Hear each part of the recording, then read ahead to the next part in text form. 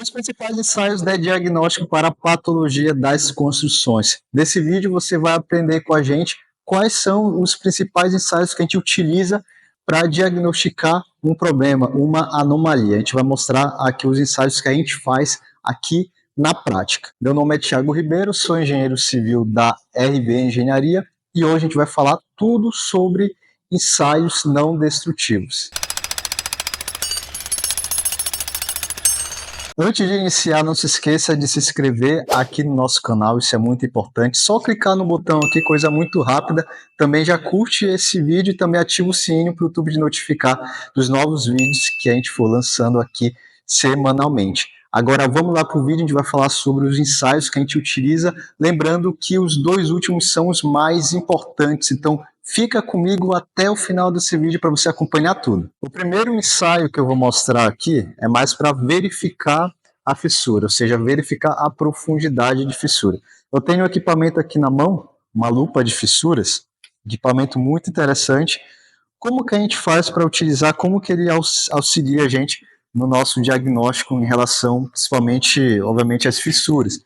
A gente consegue ver, através da lupa de fissuras, você vem aqui, obviamente, com o olho, e consegue verificar tanto as dimensões dessa trinca, ou fissura, e também verificar o que é mais importante, a profundidade dela. Ou seja, se ela está só no revestimento argamassado, no revestimento de pintura, ou se ela já está na alvenaria, ou tratando-se aí de uma, por exemplo, de uma corrosão de armadura, se ela já não atacou as armaduras, ou seja, esse equipamento é muito interessante para você, de fato, não só olhar de longe, mas sim conseguir verificar aonde aquela fissura ela já se encontra, qual é a profundidade dela. E o porquê é tão interessante a gente fazer esses ensaios? Porque se eu tenho um problema, ou seja, se eu tenho uma manifestação patológica, se eu tenho um sintoma, para a gente conseguir apresentar uma solução, a gente precisa primeiro entender a causa. E só olhando para uma fissura como essa, a gente pode ter diversas causas. Para a gente conseguir ter certeza, é muito interessante a gente fazer os ensaios.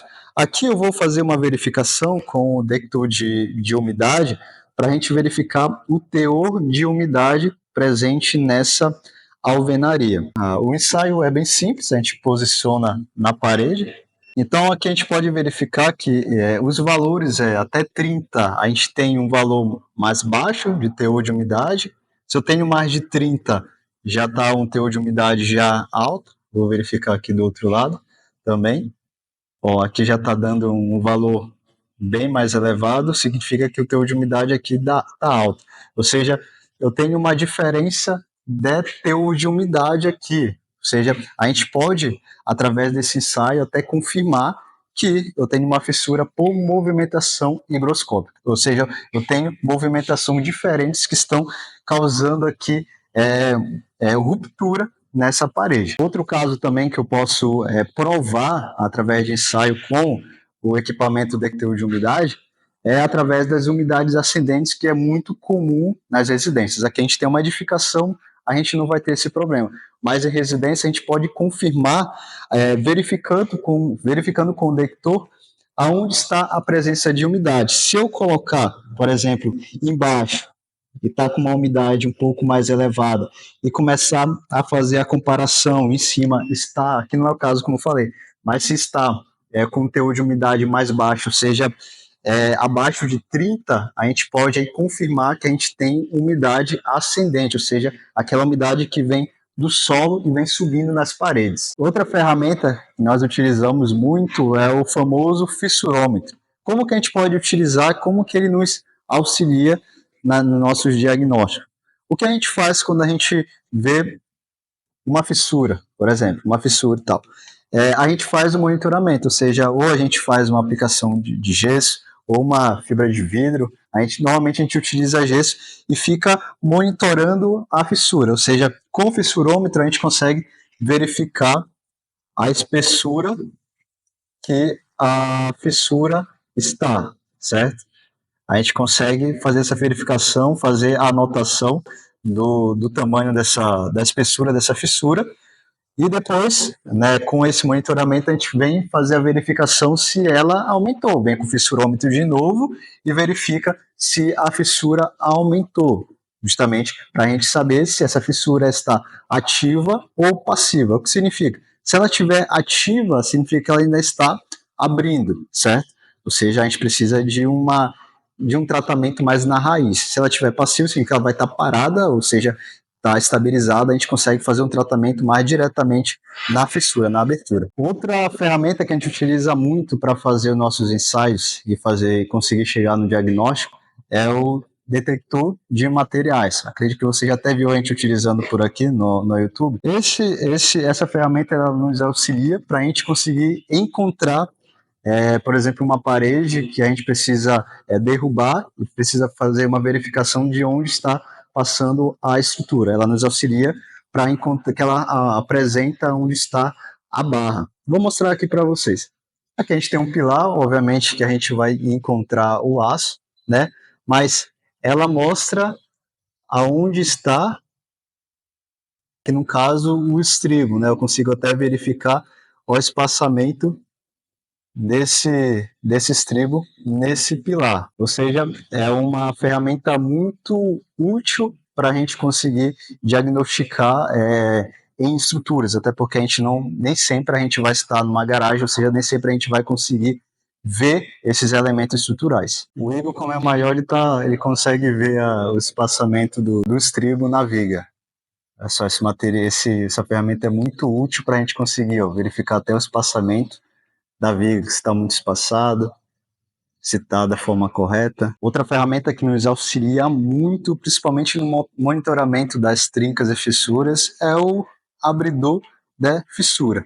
Esse material é um equipamento bem mecânico mesmo, ele serve, nos auxilia, nos ajuda para a gente conseguir abrir a trinca aqui, para a gente aplicar o gesso, né, para monitorar a trinca, ou também a gente consegue até fazer o tratamento dessa fissura, isso se ela for passiva. A gente consegue até aplicar já um selante acrílico nessa fissura, utilizando o abridor de trincas. O que também é muito interessante é que o abridor de trinca, ele já abre a trinca em formato de V, o que é indicado para a gente preencher a trinca com um selante acrílico, por exemplo. Ele já consegue abrir a trinca nesse formato que é de V do próprio abridor de trincas. Outro equipamento interessante, a arte de percussão.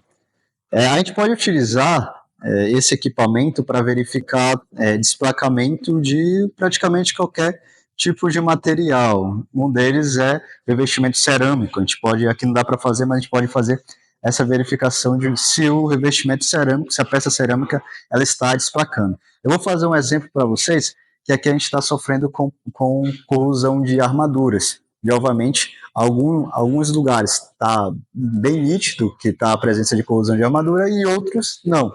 Com a arte de percussão, a gente consegue fazer essa verificação. Veja só. O som de onde está com aderência ainda ao concreto é esse. Não sei se dá para ouvir. É um barulho mais sem ter sem ser oco. Quando a gente chega em uma parte do concreto que já está desplacando, ou seja, já está com problema de corrosão, o barulho ele muda, ele fica mais oco.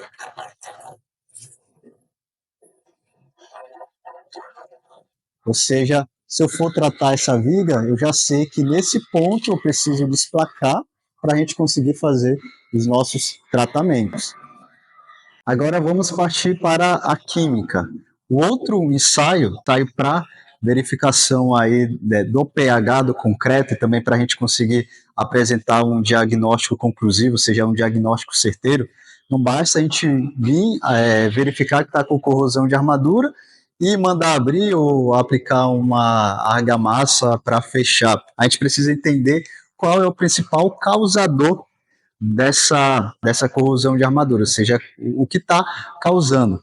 Um deles, que a gente chama de carbonatação. O que seria carbonatação? Carbonatação vem aí do gás carbônico, ou seja, no ambiente que a gente está, que é no estacionamento, a gente tem bastante carbonatação, certo? Ou seja, em regiões como capitais e tal, a gente também tem esse tipo de problema. Com a fenolftaleína, a gente consegue concluir que, de fato, o concreto ele está carbonato. com esse material aqui, a fenolftaleína, ele consegue verificar aí o pH do concreto, ou seja, se já está com pH mais baixo, a gente aplica a fenolftaleína, ela fica incolor, ou seja, não muda a configuração, a coloração do concreto. Agora, se o pH, que é um dos principais causadores da corrosão de armadura, se o pH ele estiver mais baixo, mais alto, quer dizer, o concreto ele vai apresentar ali uma cor roxa, ali uma cor mais rosa, quando a gente aplica a fenolftaleína. Outro material que a gente utiliza é o nitrato de prata.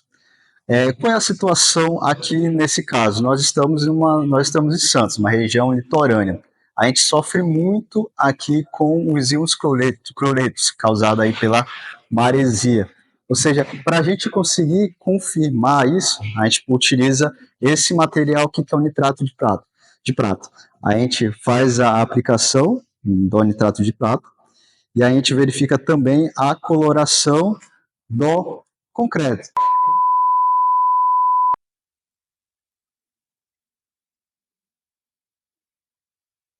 Existem diversos outros ensaios aí que para conseguir chegar num diagnóstico, né, de uma manifestação patológica. O que a gente apresentou hoje aqui para vocês foram o que a gente utilizou aqui hoje, nessa vistoria.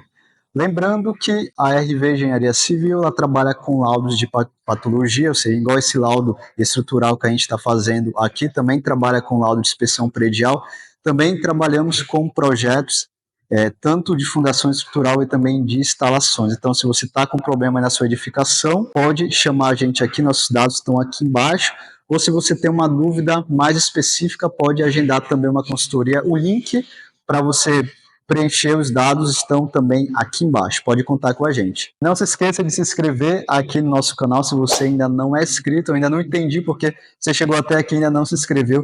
Também deixa o seu like, deixa o seu comentário aqui. Aliás, se você quiser que a gente faça um vídeo específico de cada ensaio, mostrando aqui na prática, comenta aqui embaixo que a gente vai atender aí se tiver bastante pedidos. E, obviamente, eu te espero na próxima semana com o próximo vídeo, um próximo conteúdo. Até a próxima. Tchau.